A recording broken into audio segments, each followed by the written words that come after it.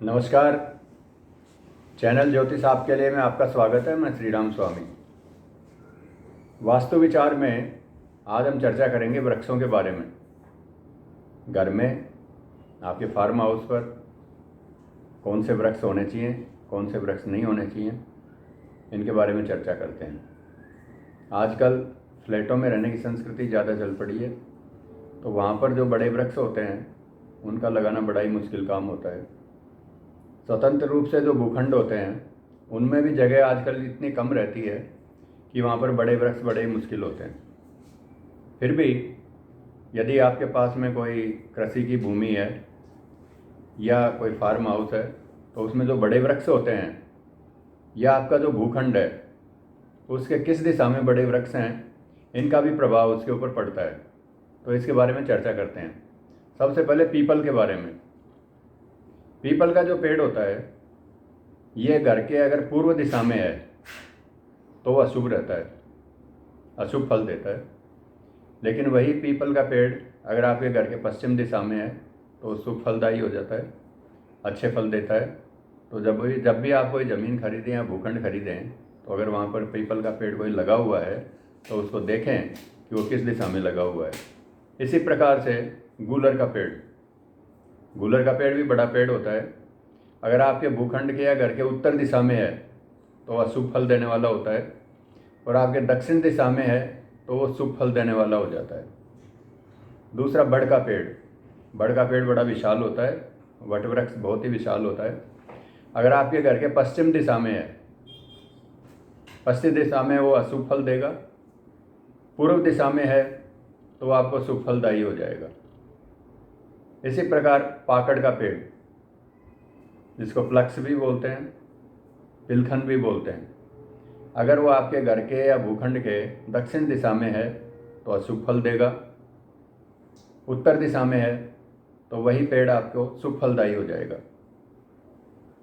आमतौर पर ये जो 4 पेड़ों का जो वर्णन किया गया है ये बड़े पेड़ होते हैं और शुभ और अशुभ फल देने में हमेशा ही ये सक्षम होते हैं। अब कांटे वाले पेड़ों के बारे में चर्चा करते हैं। खैर आदि जो कांटे वाले जो पेड़ होते हैं ये अगर घर में रहते हैं या घर के पास में रहते हैं तो ये भी थोड़ी पीड़ा देते हैं। कांटे वाले पेड़ हमेशा ही शत्रु बह देते हैं। अगर आपने घर में कोई कांटे वाले पेड़ लगा रखे हैं तो शत्रु बह देंगे, मुकदमेबाजी की समस्याएं देंगे, इनका ये प्रभाव पड़ता है। कांटे वाले पेड़ों में जो बिल्वपत्र होता है यह शुभ प्रभाव नहीं देता है, ये शुभ प्रभाव देता है। क्यों? बिल्वपत्र जो होता है ये लक्ष्मी का पेड़ होता है। आंवला जो होता है वो विष्णु का रूप होता है, और बिल्वपत्र होता है ये लक्ष्मी का रूप होता है। तो जब भी इनको लगाएं, दोनों पेड़ों को साथ साथ लगाएं, तो आपके घर के ऊपर हमेशा ही लक्ष्मी नारायण की कृपा बनी रहेगी। इसी प्रकार से जो दूध, जिन पेड़ों को जैसे तोड़ते हैं और उनमें से दूध निकलता है, दूध देने वाले जो पेड़ होते हैं इनका भी अशुभ प्रभाव पड़ता है। ये धन का क्षय कराते हैं और मानसिक पीड़ा देते हैं। दूध देने वाले पेड़ों में आजकल देखा गया है कि जो सफ़ेद आक होता है, आमतौर पर लोग इसको घर में लगाते हैं, लेकिन खाली पेड़ लगाने से कुछ नहीं होता है, आप उसकी पूजा भी करें। रविवार के दिन उसकी पूजा करें तो आपको शुभ फल देने वाला हो जाएगा। भगवान गणेश की और सूर्य की दोनों की कृपा आपको प्राप्त होगी।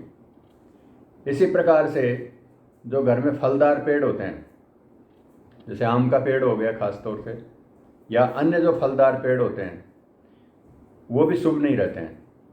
वो सुत क्षय करते हैं, यानी जो संतान होती है, संतान की पीड़ा करते हैं, संतान का क्षय करते हैं। इसलिए फलदार पेड़ नहीं लगाएं। अगर आपके घर में कोई फलदार पेड़ लगे हुए हैं, घर में हैं, आपके बड़े भूखंड है उनमें लगे हुए हैं, तो उनके साथ साथ में जो शुभ फल देने वाले जो पेड़ होते हैं वो उनके साथ साथ में लगा दें, तो उनके जो अशुभ फल हैं वो समाप्त हो जाते हैं। इनके साथ में आप जैसे नाग केसर का पेड़ हो गया, अशोक का पेड़ हो गया, मोलसिरी का पेड़ हो गया, कटहल का पेड़ हो गया, शमी का वृक्ष हो गया, शमी यानी खेजड़े का पेड़ हो गया, खेजड़े का पेड़ बहुत शुभ होता है, खेजड़े का पेड़ हो गया, ये शुभ फल होते हैं। तो ये जो पेड़ होते हैं, ये आप उनके साथ में जो फलदार जो पेड़ होते हैं उनके साथ में लगा सकते हैं, या जो कांटेदार पेड़ लगे हुए हैं उनके साथ भी आप लगा सकते हैं। तो उनके जो अशुभ फल होते हैं वो समाप्त हो जाते हैं और आपको शुभ फलों की प्राप्ति होती है। अब आपके जैसे मान लीजिए भूखंड छोटा है, आप उसमें बड़े पेड़ नहीं लगा सकते हैं, या आप मान लीजिए फ्लैट में रहते हैं, वहाँ पर बड़े पेड़ संभव है ही नहीं। हम आपको गमले में लगाने के लिए कुछ जो छोटे पेड़ होते हैं, पौधे हैं, वो आपको सजेस्ट करते हैं। वो आपको हमेशा ही अच्छे फल देने वाले होंगे। सबसे पहले तुलसी का पेड़ घर में ज़रूर होना चाहिए। तुलसी के जो औषधीय गुण हैं उनसे तो सभी परिचित हैं। तुलसी दोनों ही लगाएं, आप सफ़ेद भी लगाएं और काली भी लगाएं, जिसको रामा और श्यामा बोलते हैं, दोनों लगाएं।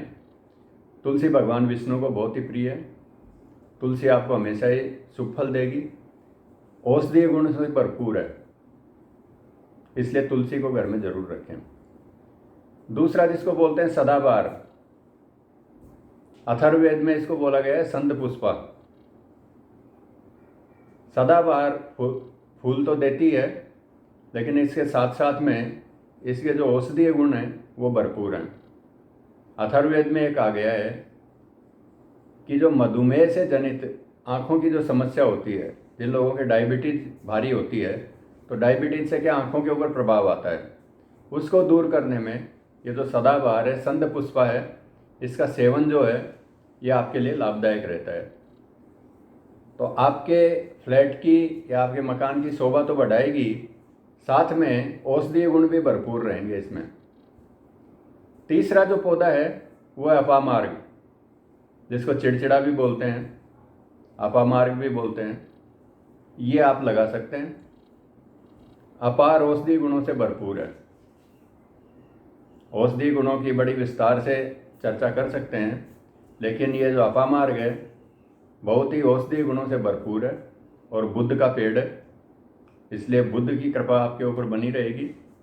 आप इसको भी लगा सकते हैं। अन्य जो पेड़ है अड़ूसा, जिसको वासा भी बोलते हैं, ये 12 महीने हरा रहने वाला पेड़ है।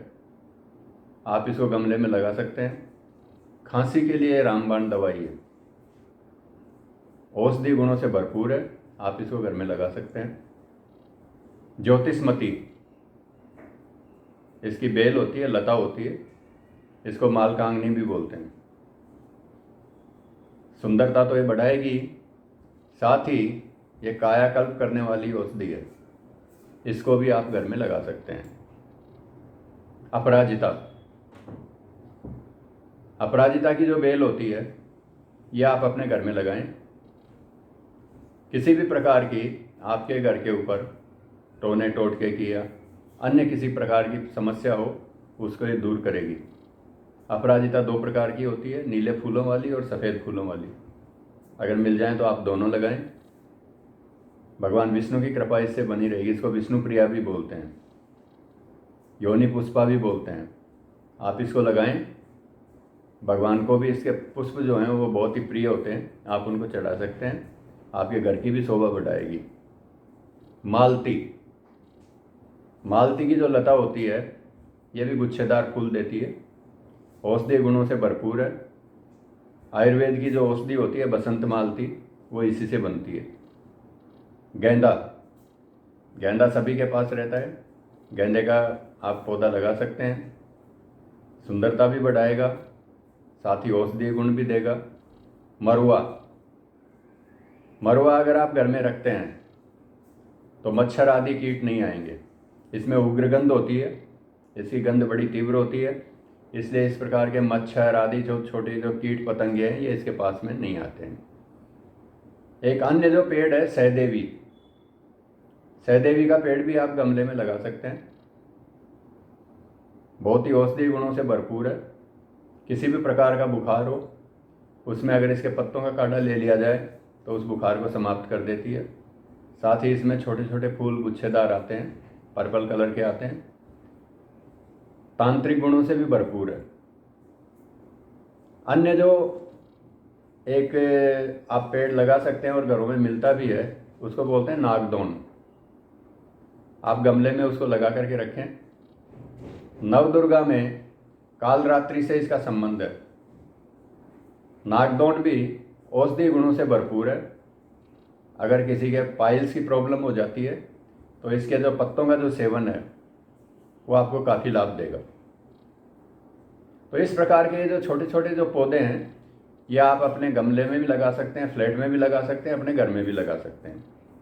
इनके घर में रहने से आपकी सकारात्मक ऊर्जा बढ़ेगी, नकारात्मक ऊर्जा खत्म होगी।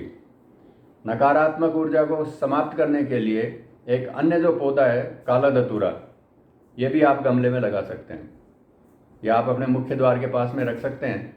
इसके रखने से किसी प्रकार की जो नकारात्मक ऊर्जा है वो आपके मकान में, आपके गृह में प्रवेश नहीं करेगी।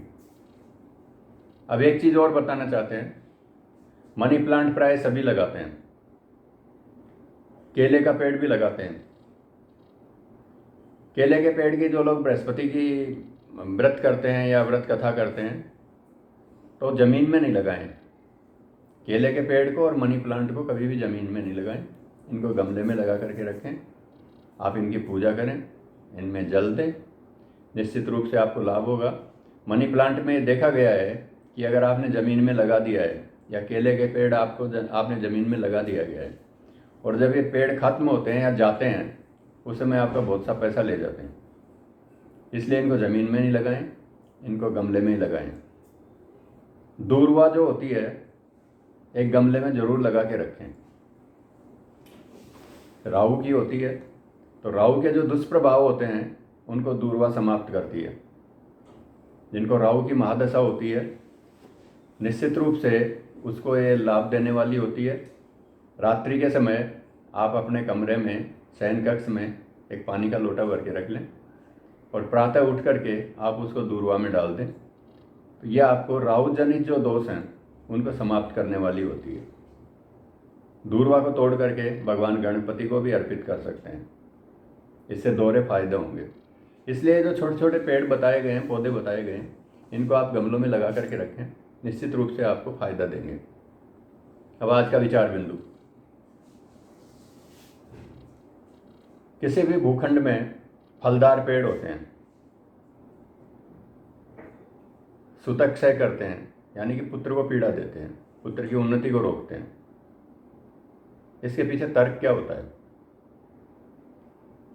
आपका जो भूखंड होता है या आपका जो मकान होता है, जो जमीन होती है, वो पृथ्वी आपको फल देने वाली होती है।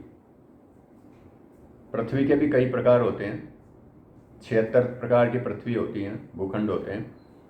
वो आपको शुभ या अशुभ फल देने वाले होते हैं। अगर आप उसमें फलदार पेड़ लगाएंगे तो वो पृथ्वी आपको फलों के माध्यम से फल देती है। आपने उनको फलों का सेवन करते हैं तो निश्चित रूप से आपको एक ही रूप में फल मिलेंगे, भूखंड के फल रुक जाएंगे। इसलिए संतान की जो तरक्की होती है वो रुक जाती है। दूसरा, आप कभी भी एक प्रयोग करके देख सकते हैं कि घर में आपने केले का पेड़ यदि ज़मीन में लगा रखा है या आंवला जिसकी पूजा करते हैं वो आपने ज़मीन में लगा रखा है और आप उसकी निरंतर पूजा करते हैं, तो इन पेड़ों के फल नहीं लगेंगे। ये पेड़ भी फल देने वाले होते हैं, परोक्ष रूप से ये आशीर्वाद के रूप में आपको फल देते हैं और इनके प्रत्यक्ष रूप में फल लगना बंद हो जाते हैं। इस प्रकार से हमने बहुत से पेड़ों का वर्णन किया है, आप लगा करके देखें और इनसे लाभान्वित हों। आज के लिए इतना ही। अगले सप्ताह फिर एक नए विषय के साथ में आपके सामने आएंगे। तब तक के लिए नमस्कार। जय माँ पीताम्बरा।